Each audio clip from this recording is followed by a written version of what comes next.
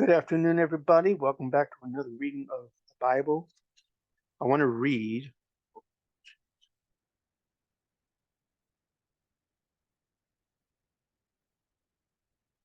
chapter 25 of First Samuel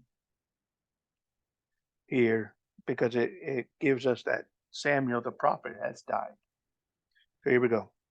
Samuel died for chapter 25. Samuel the prophet died, and all the Israelites were gathered together and lamented him and buried him in his house at Ramah. And David arose and went down to the wilderness of Paran. There was a man in Maon whose possessions were in Carmel.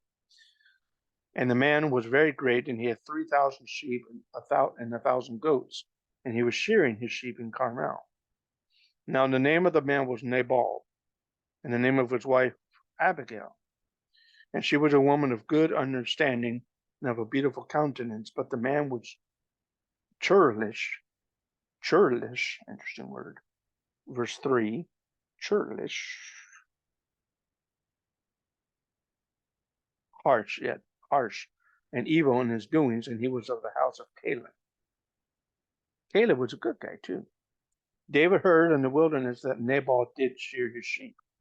David sent out 10 young men, and David said unto the young men, Get you up to Carmel, and go to Nabal, and greet him in my name. Thus shall ye say to him who liveth in prosperity, Peace be unto thee, and peace be unto thine house, and peace be unto all that thou hast, or hath. Now I have heard that thou hast shearers. Now thy shepherds who were with us, we hurt them not, neither was there aught or anything missing unto them all the while they were in Carmel. Ask thy young men, and they will show thee. Wherefore let the young men find favor in thine eyes, for we come in a good day. Give, I pray thee, whatsoever cometh to thine hand unto thy servants and to thy son David. When David's young men came, they spake to Nabal according to all the words in the name of David had ceased. Nabal answered David's servants, saying, Who is David? And who is the son of Jesse? There be many servants nowadays that break away every man from his master. Shall I then take my bread and my water and my flesh that I have killed for my shearers, and give it unto men whom I know not whence they be? So David's young men turned their way and went again, and came and told David all these things. David said unto his men, Gird ye on every man his sword. And they girded on every man his sword, and David also girded on his own sword. And there they went up after David, about 400 men, and 200 abode by the stuff. But one of the young men, told Abigail, Nabal's wife, saying, Behold, David sent messengers out of the wilderness to salute our master, and he railed on them. But the men were very good unto us, and we were not hurt, neither missed we anything, as long as we were conversant with them, when we were in the fields. They were a wall unto us, both by night and day, all the while we were with them, keeping the sheep. Now therefore, know and consider what thou wilt do. For evil is determined against our master, and against all his household, for he is such a son of Belial, that a man cannot speak to him. Then Abigail made haste and took 200 loaves and 2 bottles of wine, and 5 sheep ready dressed, and 5 measures of parched corn, 100 clusters of raisins, 200 cakes of figs, and laid them on donkeys. She said unto her servants, Go on before me. Behold, I come after you. But she told not her husband Nabal. It was so, as she rode on the donkey, that she came down by the covert of the hill. And behold, David and his men came down against her. She met them. Now David had said, Surely in vain have I kept all that this fellow hath in the wilderness, so that nothing was missed of all that pertained unto him. And he hath requited me evil for good. So and more also do God unto the enemies of David, if I leave us all that pertain to him by the morning light, any that pisseth against the wall. So and more also do God unto the enemies of David, if I leave of all that pertain to him by morning light any that pisseth against the wall. When Abigail saw David, she hasted and lighted off the donkey and fell before David on her face and bowed herself to the ground, falling at his feet, saying, Upon me, O my Lord, upon me let this iniquity be, and let thine handmaid, I pray thee, speak in thine audience, and hear the words of thine handmaid. Let not my Lord, I pray thee, regard this man of Belial, even Nabal, for as his name is, so is he. Nabal is his name, and folly is with him. But I, thine handmaid, saw not the young men of my Lord, whom thou didst send. Now therefore, my Lord, as the Lord liveth, as thy soul liveth, seeing the Lord hath withholden thee from coming to shed blood and from avenging thyself with thine own hand, let thine enemies and they who seek evil to my Lord be as Nabal. Now this blessing which thine handmaid hath brought unto my Lord, let it be even be given unto the young men that follow my Lord.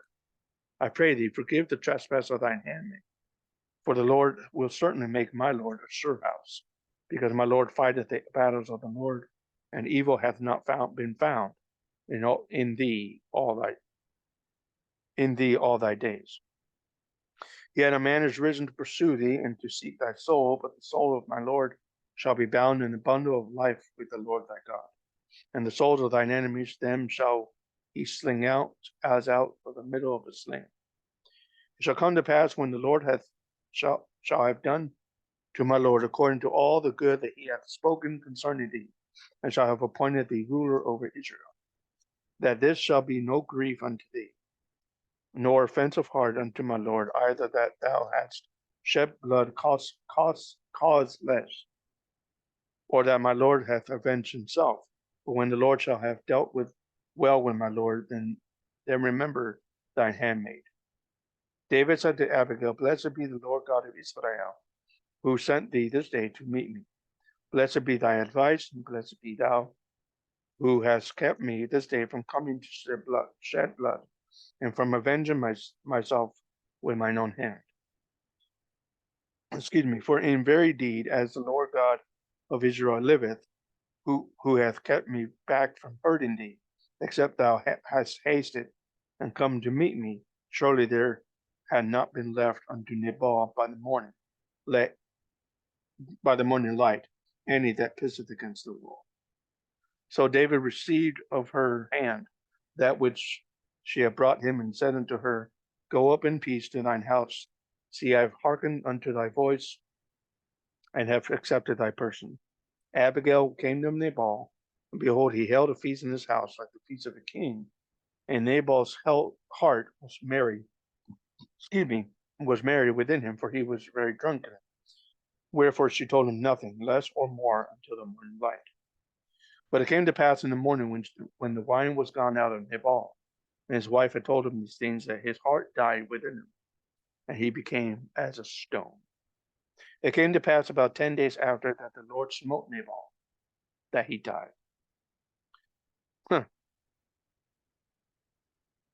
His heart died within him, and then the Lord smote him 10 days after. That's interesting. When David heard that Nabal was dead, he said, Blessed be the Lord, who hath pleaded the cause of my reproach from the hand of Nabal, and hath kept his servant from evil. For the Lord hath returned the wickedness of Nabal upon his own head. And David sent and communed with Abigail to take her to him to wife. When the servants of David were come to Abigail to Carmel, they spake unto her, saying, David sent us unto thee to take thee to him as wife. She arose and bowed herself on her face to the earth, saying, Behold, let thy handmaid be a servant to wash the feet of the servants of my Lord. Abigail hasted and rose and rode upon her donkey with 5 damsels of hers or servants, who went after her, and she went after the messengers of David and became David's wife. David also took Ahinoam of Jezreel, Jezreel, and they were also both of them his wives. So he had two wives. But Saul had given Michal, his daughter, David's wife, to Phalti, the son of Laish, who was of Galium, or who was of Galim. Yeah, Galim. Gallin. So that's chapter 25, the death of Samuel and the death of Nabal. So I hope you enjoyed the video.